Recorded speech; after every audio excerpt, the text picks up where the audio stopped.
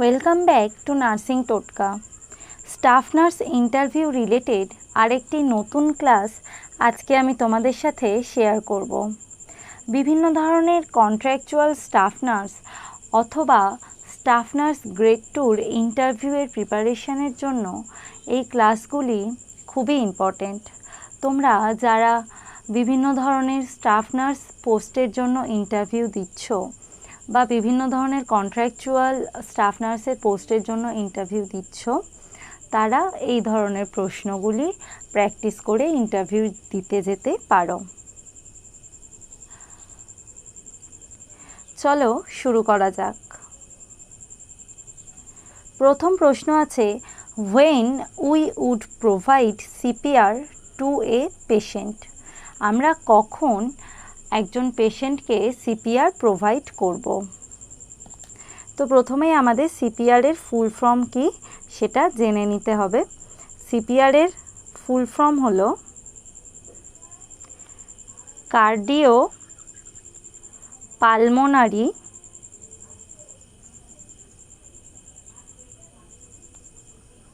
Resuscitation.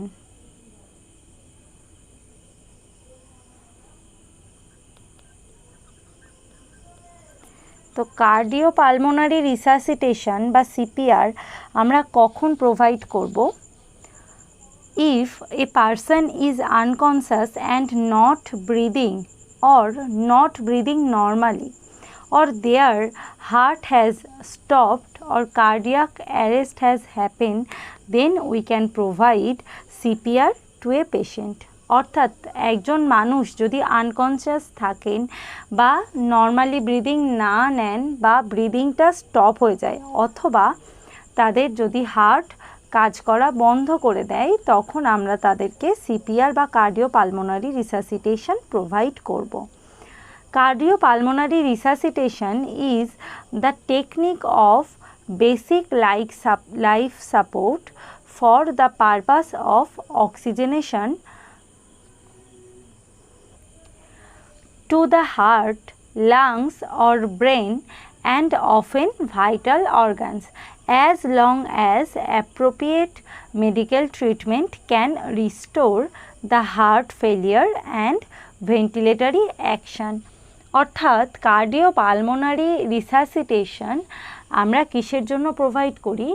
যাতে আমাদের vital organ যেমন হার্ট, লাং এবং ব্রেনে অক্সিজেন সাপ্লাইটা কন্টিনিউ থাকে বা অক্সিজেন সাপ্লাইটা বজায় থাকে, সেটার জন্যই আমরা কার্ডিও পালমোনারি রিসাসিটেশন প্রোভাইড করি, যতক্ষণ না অ্যাপ্রোপ্রিয়েট মেডিকেল ট্রিটমেন্ট আমাদের বডিলি ফাংশনটাকে রিস্টোর করছে।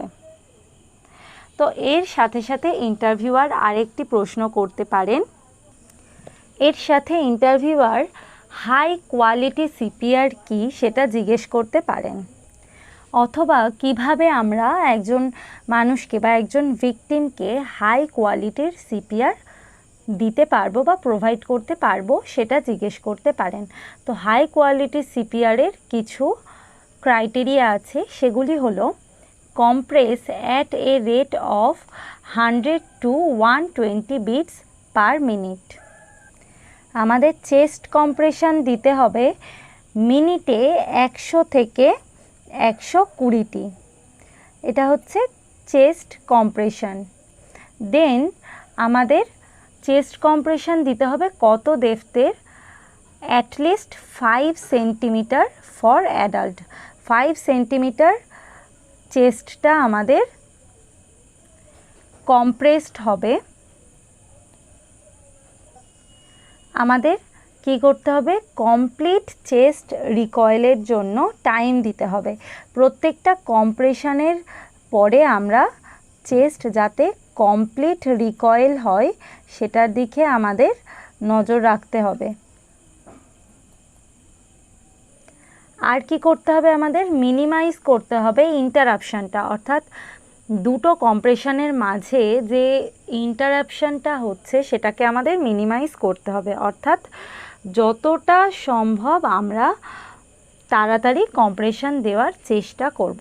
নেক্সট হচ্ছে give effective breath that make the chest rise, অর্থাৎ আমাদের এফেক্টিভ ব্রিদিং পেশেন্টকে দিতে হবে যাতে চেস্টটা রাইজ হয় এবং আমাদেরকে সেটা অ্যাসেস করতে হবে যে পেশেন্টের চেস্ট রাইজ হচ্ছে কি না।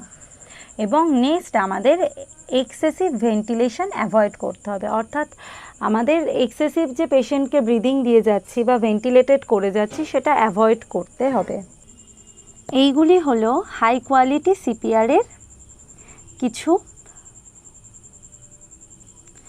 প্রসেস। দেন ইন্টারভিউয়ার যদি তোমাকে জিজ্ঞেস করে যে আমরা কিভাবে সিপিআর একজন পেশেন্টকে প্রোভাইড করব, সেটা আমি বলে দিচ্ছি। প্রথমে আমাদের কি করতে হবে, ট্যাপ করতে হবে বা জেন্টালি পেশেন্টকে শেক করতে হবে এবং চিৎকার করে জিজ্ঞেস করতে হবে যে আর ইউ ওকে, অর্থাৎ পেশেন্ট ঠিক আছে কিনা সেটা জিজ্ঞেস করতে হবে, বা যে কোনো ভিকটিম ঠিক আছেন কিনা সেটা জিজ্ঞেস করতে হবে। দেন আমাদের কি করতে হবে, check for carotid pulse on one side for not more than 5 second. Carotid pulse আমাদের চেক করতে হবে, কিন্তু ক্যারোটিড পালস চেক করতে 5 সেকেন্ডের বেশি সময় নিলে চলবে না। ক্যারোটিড পালস চেক করার সাথে সাথেই আমাদের পেশেন্টের চেস্ট অ্যারাইজ হচ্ছে কি না ডিউরিং ব্রিদিং সেটা আমাদের চেক করতে হবে, অর্থাৎ পেশেন্ট ব্রিদিং নিচ্ছে কি না। তারপর আমাদের কি করতে হবে, পজিশন করতে হবে ভিকটিমকে একটা ফার্ম সারফেসে, অর্থাৎ একটি ফার্ম সারফেসে পেশেন্টকে বা ভিকটিমকে আমাদের রাখতে হবে, শুইয়ে দিতে হবে। দেন আমরা কি করব, নীল ডাউন করব পেশেন্টের পাশে, হাঁটুর উপর ভর দিয়ে আমরা পেশেন্টের পাশে বসবো এবং আমাদের হাত ইন্টারলকিং করে বা ফিঙ্গার্স লকিং করে আমরা কি করব, ভিকটিমের চেস্টে সেন্টার পজিশনে রাখব এবং চেস্ট কম্প্রেশন দেওয়া শুরু করব। এটা আমাদের মনে রাখতে হবে, যেখানে স্টারনাম শেষ হচ্ছে অর্থাৎ বর্ডার অফ স্টারনামে আমাদের কি করতে হবে, আমাদের হাতটা রাখতে হবে এবং ফিঙ্গার লক করতে হবে চেস্ট কম্প্রেশন দেওয়ার জন্য। Compress adult chest at least 2 inch or 5 centimeter at a rate of at least 100 beat per minute, অর্থাৎ আমাদেরকে মিনিটে 100টা চেস্ট কম্প্রেশন দিতে হবে এবং চেস্ট কম্প্রেশনের ডেপথ অ্যাটলিস্ট 5 সেন্টিমিটার হবে অ্যাডাল্ট পেশেন্টের ক্ষেত্রে। দেন আমরা কি করব, release the chest compression completely and allow the chest to return to its normal position after each compression. আমরা যে কম্প্রেশন দেব তারপর আমাদেরকে টাইম দিতে হবে অ্যাডিকুয়েটলি যাতে চেস্টটা রিট্র্যাক্ট করে, অর্থাৎ চেস্ট যাতে আগের অবস্থায় ফিরে আসতে পারে। দেন আমরা ব্রিদিং দেব পেশেন্টকে এবং চেস্ট কম্প্রেশন আমরা কিভাবে দেব, 30টা চেস্ট কম্প্রেশন দেওয়ার পর আমরা 2টো ভেন্টিলেশন দেব, অর্থাৎ কম্প্রেশন ভেন্টিলেশন রেশিও হবে 30:2, অর্থাৎ 30 বার চেস্ট কম্প্রেশন দেওয়ার পর আমরা 2 বার পেশেন্টকে ভেন্টিলেশন প্রোভাইড করব। সেটা মাউথ টু মাউথ ভেন্টিলেশন হতে পারে। এর সাথে সাথে আমরা পেশেন্টকে অবজার্ভ করব চেস্ট রাইজ হচ্ছে কি না। এইভাবে আমরা সিপিআর বা কার্ডিওপালমোনারি রিসাসিটেশন প্রোভাইড করতে থাকব যতক্ষণ না মেডিকেল টিম এসে পৌঁছায় এবং পেশেন্টের কন্ডিশনটাকে রিস্টোর করে। এটি হচ্ছে সিপিআরের পদ্ধতি। Next question, why we should dry and cover the baby immediately after delivery? এই প্রশ্নটি আমাদের যারা লেবার রুমে কাজ করো বা যারা সিজারিয়ান ওটিতে কাজ করো বা যারা অ্যান্টিনেটাল বা পোস্টন্যাটাল ওয়ার্ডে অথবা পেডিয়াট্রিক ওয়ার্ডে কাজ করো তাদের সবার ক্ষেত্রেই এই প্রশ্নটি আসতে পারে যে আমরা কেন ডেলিভারির পর বেবিকে ড্রাই করব এবং কভার করে রাখব। তো আমরা এটি করব, তার প্রধান কারণ হচ্ছে newborn babies are unable to regulate there body temperature, অর্থাৎ নিউবর্ন বেবি তাদের বডি টেম্পারেচারটা রেগুলেট করতে পারে না। এর ফলে কি হয়, খুব তাড়াতাড়ি নিউবর্ন বেবি হিট লস করে। তার ফলে ড্রাইং এবং কভারিংয়ের মাধ্যমে আমরা কি করতে পারি, ড্রাইং এবং কভারিংয়ের মাধ্যমে আমরা বেবিদের হিট লসটাকে প্রিভেন্ট করতে পারি এবং তাদেরকে ওয়ার্ম রাখতে পারি এবং হাইপোথার্মিয়াটা প্রিভেন্ট করতে পারি। তো নিউবর্ন বেবিরা কিছু হিট লসের কিছু টেকনিক আছে, তার 4টি হিট লস মেকানিজম আছে। সেগুলি হলো কন্ডাকশন,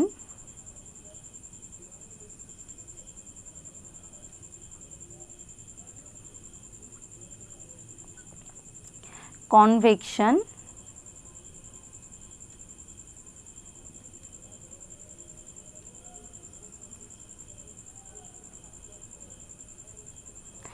দেন আছে রেডিয়েশন,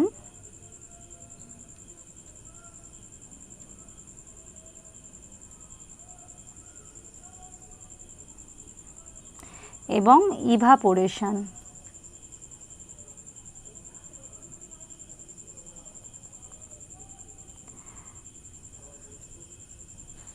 এই 4টি পদ্ধতিতে নিউবর্ন হিট লস করে, কন্ডাকশন, কনভেকশন, রেডিয়েশন এবং ইভাপোরেশন। তো কন্ডাকশন কি? Conduction, it is the process in which heat losses through direct contact with cooler object। অর্থাৎ বেবি যদি কোনো কুল অবজেক্টের সাথে ডাইরেক্ট কন্ট্যাক্টে থাকে তখন ডাইরেক্ট কন্ট্যাক্টের মাধ্যমে বেবি হিট লস করতে পারে। দেন হচ্ছে কনভেকশন। কনভেকশন কি? কনভেকশনে heat loss through convection occurs when warm air around the baby is replaced by cooler air. When the baby is exposed through cooler air can increase heat loss. অর্থাৎ কনভেকশনে কি হচ্ছে, আমাদের হিট লস হচ্ছে কারণ worm air, বেবির চারিদিকে যে ওয়ার্ম এয়ার আছে সেটা আমাদের কুলার এয়ার দিয়ে রিপ্লেসড হয়ে যাচ্ছে। এর ফলে কি হচ্ছে, বেবির যে বডিতে যে টেম্পারেচার বা হিটটা আছে সেটা আমাদের লস হয়ে যাচ্ছে। এটা হচ্ছে কনভেকশন। নেক্সট হচ্ছে রেডিয়েশন। রেডিয়েশনে কি হয়, রেডিয়েশনে heat loss occurs through a heater object through air but not direct in contact. অর্থাৎ রেডিয়েশনে কোনো ডাইরেক্ট কন্ট্যাক্ট থাকছে না বেবির সাথে কোনো কুলার এনভায়রনমেন্টের, কিন্তু মোর হট বা যে জায়গাটা বেশি গরম সেই জায়গা থেকে কম গরম অর্থাৎ কুলার এনভায়রনমেন্টে কি হচ্ছে, তাপটা বিকিরিত হয়ে যাচ্ছে। নেক্সট হচ্ছে ইভাপোরেশন। ইভাপোরেশনের মাধ্যমে কি হচ্ছে, ইভাপোরেশনের ক্ষেত্রে moisture of the baby skin evaporates. বেবির যে স্কিনে ময়েশ্চার আছে অর্থাৎ অ্যামনিওটিক ফ্লুইড যখন বেবির বডিতে থাকছে তখন সেই অ্যামনিওটিক ফ্লুইডটা কি হচ্ছে, বেবির বডি থেকে কিছু হিট কালেক্ট করার মাধ্যমে অ্যামনিওটিক ফ্লুইডটা বাষ্পে পরিণত হচ্ছে বা ভেপারে পরিণত হচ্ছে। এটাই হচ্ছে ইভাপোরেশনের পদ্ধতি। এই সমস্ত কারণগুলির মাধ্যমে বেবির হিট লস হয় এবং এই হিট লসটাকে প্রিভেন্ট করার জন্যই আমরা বেবিকে কভার করে রাখি। এর সাথে আমি বলে দিই বেবি হিট কিসের মাধ্যমে জেনারেট করে। Baby heat generates by non shivering thermogenesis which coupled to lipolysis in brown adipose tissue. Next question আছে, আমরা ডায়াবেটিস পেশেন্টের ফিজিক্যাল অ্যাসেসমেন্টের সময় কিভাবে বুঝবো যে পেশেন্টের ডায়াবেটিস কিটোঅ্যাসিডোসিস হচ্ছে। অর্থাৎ যারা মেডিসিন ওয়ার্ডে কাজ করো, যেখানে ডায়াবেটিস পেশেন্টরা আছেন, তাদের ক্ষেত্রে কিন্তু এই ধরনের প্রশ্ন ইন্টারভিউয়ার করতে পারেন যে ডায়াবেটিস পেশেন্টের যখন আমরা অ্যাসেসমেন্ট করব তখন আমরা কিভাবে বুঝবো যে ডায়াবেটিস পেশেন্টদের ডায়াবেটিক কিটোঅ্যাসিডোসিস হচ্ছে। ডায়াবেটিস কিটোঅ্যাসিডোসিস বা ডিকেএ এটি হচ্ছে এক ধরনের complication of diabetes in which the body produces excess blood acid বা কিটোন। এক্ষেত্রে কি হয়, বডিতে এক্সেস পরিমাণে অ্যাসিড প্রডিউস হয় বা কিটোন প্রডিউস হয়। DKA বা diabetes ketoacidosis happens when there is a severe lack of insulin in the body, so that the cell does not able to absorb glucose, that leading to the breakdown of fat cells for energy। কি হচ্ছে, যখন বডিতে ইনসুলিনের অভাব দেখা দিচ্ছে তখন আমাদের গ্লুকোজ আমাদের সেলগুলি অ্যাবজর্ব করতে পারছে না। এর ফলে কি হচ্ছে, সেলে আমাদের এনার্জির ঘাটতি দেখা দিচ্ছে, তার ফলে আমাদের বডি লাইপোলাইসিস করছে, অর্থাৎ ফ্যাটটাকে ভাঙছে শক্তি তৈরির জন্য। This breakdown of fat cell for energy, this breakdown result in production of ketone which makes the blood acidic. এর ফলে যখনই এক্সেস পরিমাণে ফ্যাট সেল ব্রেকডাউন হচ্ছে তখন এক্সেস পরিমাণে কিটোন বডি তৈরি হচ্ছে। So the blood becomes acidic, এর ফলে ব্লাড আমাদের অ্যাসিডিক হয়ে যাচ্ছে। So the body tries to increase the elimination of the CO2 through lungs, which in turn decrease the amount of carbonic acid H2CO3 in the blood। অর্থাৎ এর ফলে কি হচ্ছে, বডিতে যখন অ্যাসিডের পরিমাণ খুব বেড়ে যাচ্ছে তখন বডি অ্যাসিডটাকে বডি থেকে বের করার জন্য আমাদের CO2 নিঃশ্বাসের মাধ্যমে বের করে দিতে চাইছে, তার ফলে আমাদের বডিতে কার্বনিক অ্যাসিডের পরিমাণটা কমছে। This is achieved by deep rapid breathing known as কুশমল respiration। এর ফলে এক ধরনের র্যাপিড এবং ডিপ ব্রিদিং দেখা যায়, সেটাকে আমরা বলে থাকি কুশমল রেসপিরেশন বা কুশমল ব্রিদিং। এই ব্রিদিংটা কি হয়, এক ধরনের ফ্রুটি স্মেল পাওয়া যায়, তাই যখনই আমরা ডায়াবেটিক পেশেন্টের অ্যাসেসমেন্টের সময় আমরা এক ধরনের ফ্রুটি স্মেল পাবো তখনই আমরা বুঝবো যে পেশেন্টের ডায়াবেটিক কিটোঅ্যাসিডোসিস হচ্ছে। নেক্সট কোয়েশ্চেন আছে, care of a patient with pacemaker, অর্থাৎ একজন পেশেন্ট যার পেসমেকার আছে তাদের আমরা কিভাবে কেয়ার নেব। তো পেসমেকার আমরা কিসের জন্য পেশেন্টদের দিয়ে থাকি, যে সমস্ত পেশেন্টের কমপ্লিট বা পার্শিয়াল হার্ট ব্লক হয়েছে সেই সমস্ত পেশেন্টের ক্ষেত্রে আমরা পেসমেকার দিয়ে থাকি। কমপ্লিট হার্ট ব্লকের পেশেন্টদেরকে আমরা পেসমেকার প্রোভাইড করে থাকি। যেহেতু এই ধরনের হার্ট ব্লকের পেশেন্টদের মধ্যে নর্মালি হার্ট বিট করতে পারে না, এক্ষেত্রে ইলেকট্রিক্যাল অ্যাক্টিভিটিতে কিছু ইম্পেয়ারমেন্ট দেখা যায় হার্টে, সেহেতু আমরা পেশেন্টদের পেসমেকার প্রোভাইড করে থাকি। সো পেসমেকারের পেশেন্টদের আমরা কি ধরনের কেয়ার প্রোভাইড করতে পারি। আমরা যে সমস্ত পেশেন্টের পেসমেকার আছে তাদেরকে আমরা অ্যাক্টিভিটি এবং এক্সারসাইজ কি করতে বলবো, রেস্ট্রিক্ট করতে বলবো, অর্থাৎ কিছু ধরনের অ্যাক্টিভিটি এবং এক্সারসাইজ পেশেন্টদেরকে অ্যাভয়েড করতে বলবো। কন্ট্যাক্ট স্পোর্টস বা বিভিন্ন ধরনের অ্যাক্টিভিটি, যে সমস্ত অ্যাক্টিভিটিতে স্ট্রং ইলেকট্রোম্যাগনেটিক ওয়েভ প্রেজেন্ট আছে সেই সমস্ত অ্যাক্টিভিটি আমরা অ্যাভয়েড করতে বলবো। পেসমেকারের পেশেন্টদের কেয়ার সম্বন্ধে বলতে গেলে আমাদের কিছু পয়েন্ট মনে রাখতে হবে। তার প্রথমটা তো আমি বলেই দিলাম, অ্যাক্টিভিটি এবং এক্সারসাইজ। দেন আমরা পেশেন্টকে পারপাস অফ পেসমেকার সম্বন্ধে বলবো, অর্থাৎ পেসমেকারটা কেন তার শরীরে প্রয়োজন আছে। সেক্ষেত্রে আমাদের পেশেন্টকে বলে দিতে হবে যে এই ইমপ্ল্যান্টটার কারণ কি এবং এই ইমপ্ল্যান্টটি কিভাবে কাজ করে সেটা আমাদের পেশেন্টকে ডিটেলস নলেজ প্রোভাইড করতে হবে। নেক্সট আমরা পেশেন্টকে বলবো মেডিকেশন সম্পর্কে, অর্থাৎ কি ধরনের মেডিকেশন পেশেন্টকে কন্টিনিউ খেতে হবে এবং সেই মেডিসিনগুলি যাতে না পেশেন্ট কোনো দিনের জন্য অ্যাভয়েড করে বা কোনো দিনের জন্য ভুলে যান, সেটা পেশেন্টকে মনে করিয়ে দিতে হবে। এবং দেন আমরা পেশেন্টকে বলবো ফলো আপ কেয়ারের ব্যাপারে, অর্থাৎ পেসমেকার যে সমস্ত পেশেন্টদের বডিতে আছে সেই সমস্ত পেশেন্টদের কন্টিনিউয়াস ইন্টারভ্যালে ডক্টরদের বা কার্ডিওলজিস্টের কাছে ফলো আপ করাতে হবে। নেক্সট আমরা কি বলবো?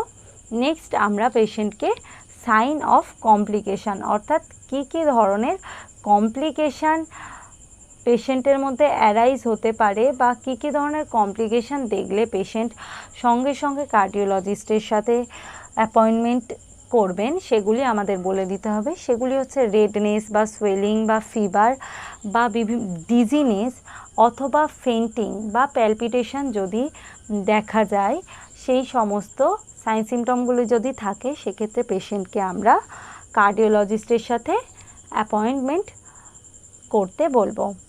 দেন আর কি, আর আমরা পেশেন্টকে ইলেকট্রোম্যাগনেটিক বিভিন্ন ওয়েভ আমরা অ্যাভয়েড করতে বলবো। ইলেকট্রোম্যাগনেটিক ওয়েভ যেমন এমআরআই বা সেল ফোন আমরা পেশেন্টকে ইউজ করতে অ্যাভয়েড করতে বলবো, কারণ এই যে এমআরআই বা সেলফোন এই পেসমেকারের যে ফাংশন সেটাতে অ্যাফেক্ট করে। দেন আমরা পেশেন্টকে ড্রাইভিং সম্বন্ধে বলবো, পেশেন্টকে আমরা ড্রাইভিং করা টেম্পোরারি পেসমেকার ইমপ্ল্যান্টেশনের কিছুদিন পর্যন্ত বন্ধ রাখতে বলবো। দেন মেডিকেল আইডি, অর্থাৎ পেসমেকারের যে সমস্ত পেশেন্টদের মধ্যে আছে সবসময় তারা যেন একটি মেডিকেল আইডি ক্যারি করেন তাদের সাথে যে কোনো ধরনের এমার্জেন্সি সিচুয়েশানের জন্য।